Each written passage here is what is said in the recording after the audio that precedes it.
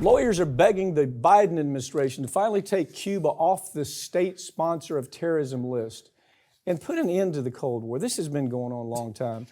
To preface it, look, these folks that are so dead set against us opening our doors to Cuba, I understand it a little bit. That Batista, before Fidel took over, was a terrible dictator. I mean, awful, murder. He was in with the mob. They had prostitution. They had drugs. It was like the sin capital of the world. But he built all that for himself because they kept propping him up, and all that U.S. money kept propping him up. So Batista, when he fell, a lot of the people people lost everything. I mean, the people that came to the U.S. as refugees, they lost their homes, they lost their property, they lost their profession, they lost their businesses, sometimes 4 generations of business. So you understand why that stays with them. Yeah. They're in Miami primarily and South Florida. But I get it. It's something to be angry about. But take it to the larger scale analysis, if you would. Yeah, we're so many decades removed from all of that we're now looking at a Cuba that is different. Yes, it's still a socialist country.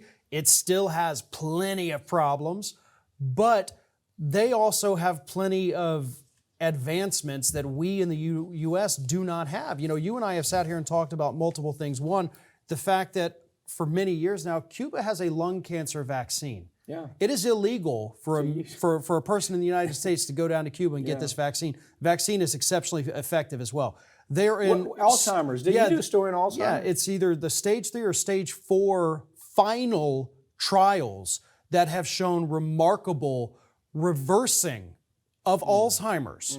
All of these major medical advancements happening down there in Cuba, in spite of the fact that we continue to starve them, literally starve them, not just of cash, but of resources. And they're still plugging along, doing good things. Again, not perfect by any stretch, but nobody is. But they're not terrorists. They're not terrorists. I have never seen such resourceful people, if you want to know the truth. I've been down there.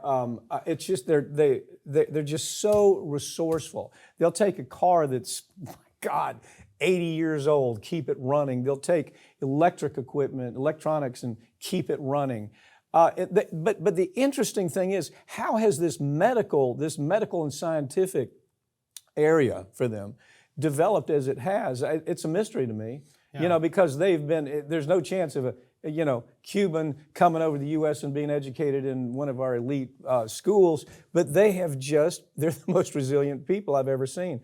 So it is that balancing act. Again, if you were a family member and your entire business had been taken away, your land had been taken away, had been confiscated, your uncles were shot, your relatives were shot for resisting Fidel, it's not easy to get over that.